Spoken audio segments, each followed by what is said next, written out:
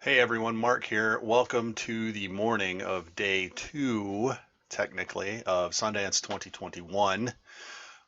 Yesterday was kind of a full day, even though premieres didn't start until later. Um, I just wanted to bring you up to speed real quick on what I watched.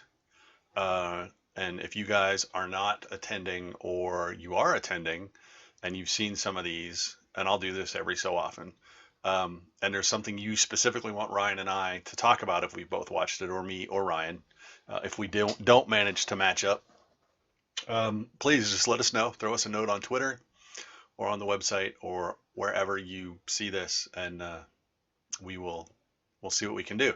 Um, Yesterday, I would manage to get in the animation spotlight, which is normally pretty interesting. And this year had one, two, three, four, five, six, seven, eight.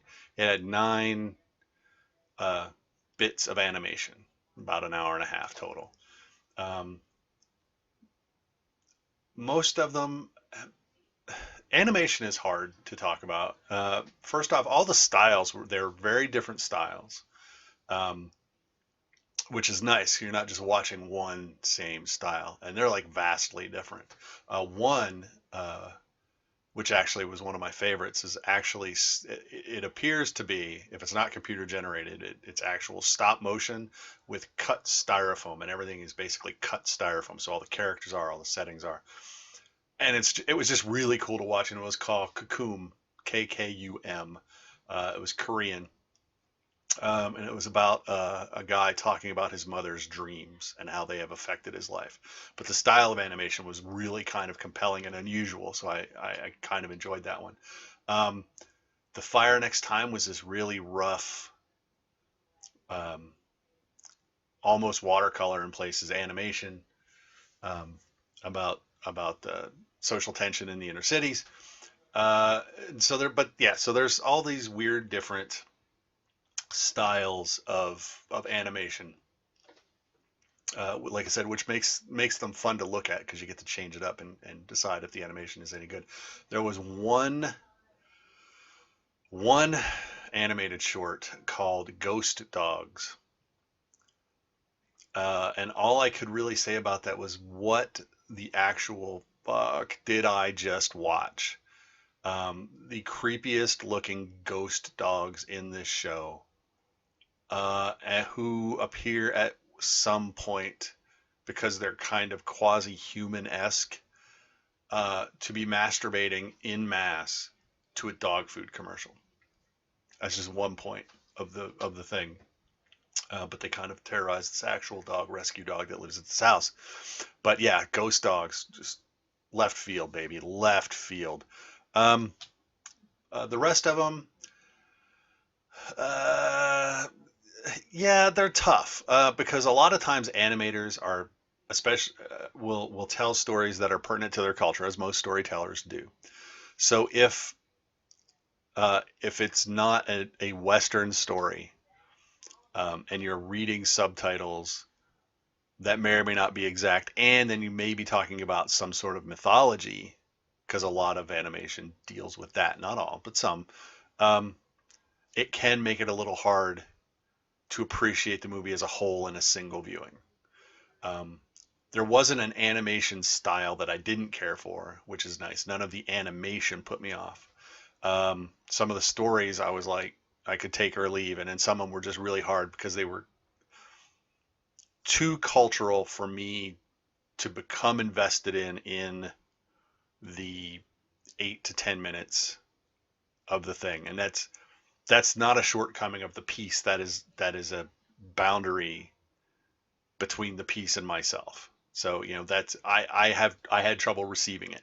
Um, but animation is always worth watching. If you ever get to go to a film festival and they have an animation section, it's always worth watching, even if all you can do is appreciate the animation styles.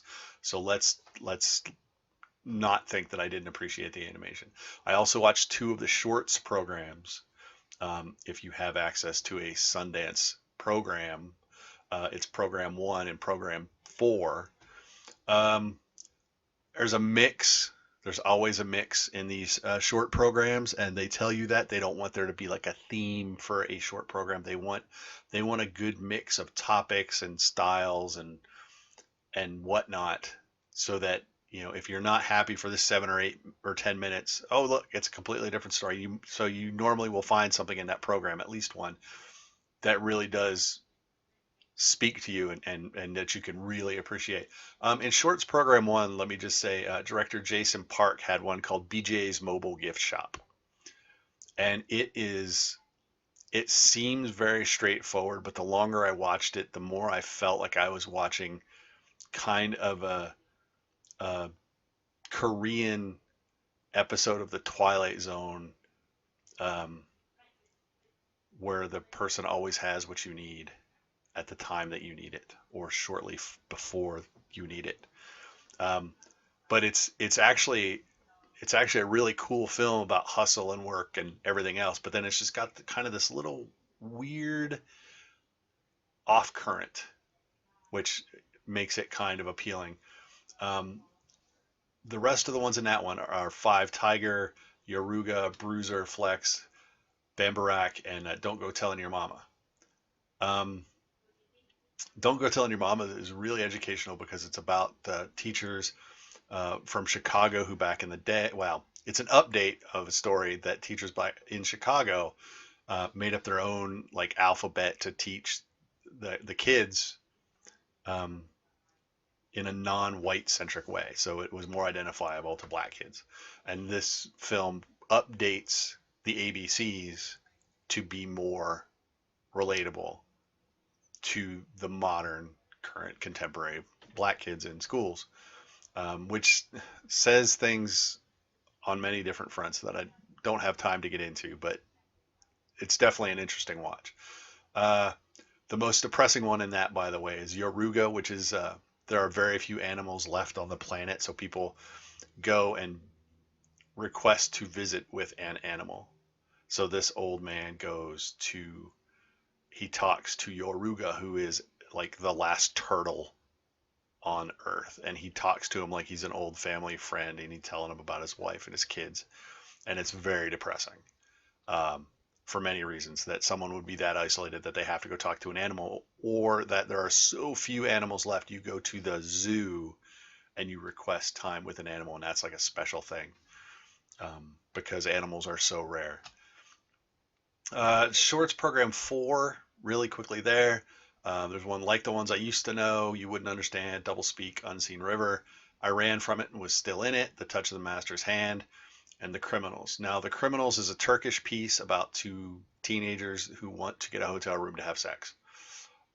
If you're familiar with Turkey, that does not fly. And it goes from what could have been just kind of a almost Turkish slapsticky's 90s teen movie to a really kind of harrowing film about the societal and religious dictates of that region, um, in stark detail.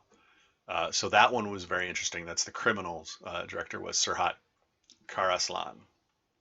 Um, there's a there's a pretty Vietnamese short called The Unseen River, Vietnamese with English subtitles, and it's just about these two stories that happen along this river beneath a hydroelectric dam, and they're not the stories are not related. They both just happen to take place here, um, but it's just really beautiful to look at. And if you listen to the storyline that has the monk, uh, the one line he has in there is that a good sleep is a privilege. And as someone who suffers from insomnia, the way that the guy that went to the monk is in this short film, that really struck home. Yes, it is a privilege. So if you get a good night's sleep every night, consider yourself privileged. Um,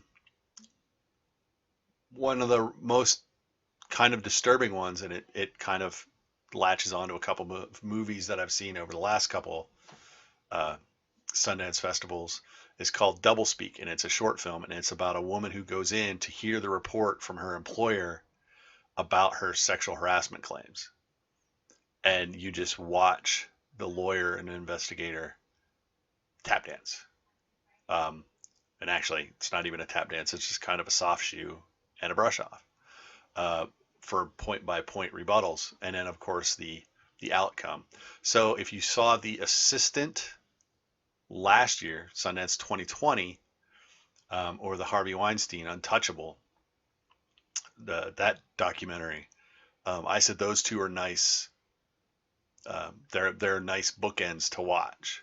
Weinstein gives you like the real world. The Assistant kind of gives you an example of how that kind of thing works, and in this you get to see in a really short way the aftermath and how things are handled, even more so than a little section of The Assistant. So if you like those, you'd probably like that short. That's Double Speak. Was directed by Hazel McKibben. Um, but yeah, overall the shorts programs are pretty good. I'm going to try to squeeze in another short program this morning. Um, I have 5 premieres to watch today, which is just mind-boggling bad. And I'm going to turn in this direction for a second and drag this back over here. And I'm going to tell you what we're watching today. So you know that if any of these, if you look them up and you want us to talk about them, then definitely let us know and we'll talk about them. So today there's a movie called Homeroom, Crypto Zoo, John and the Hole, On the Count of Three, and then at 10 o'clock tonight, one of the midnight movies is called Knocking. So if you're a horror fan, you might want to look that up. Let us know if you want us to talk about that. But yeah, those are the 5 that I'm watching today. Ryan is going to, he's going to be trying to watch what he can watch. He's got other dictates, but we are coordinating what we are both seeing. So we will be doing more in-depth episodes on those later. But if you're interested in any of those 5, Homeroom, Crypto Zoo, John in the Hole, On the Count of Three, and Knocking, let us know, and we'll try to do something a little more in-depth for you. And if you see them and you want to talk about it, let us know. Maybe we can get together and talk about them. So that's it. Ready to start a very long day 2 of Sundance 2021.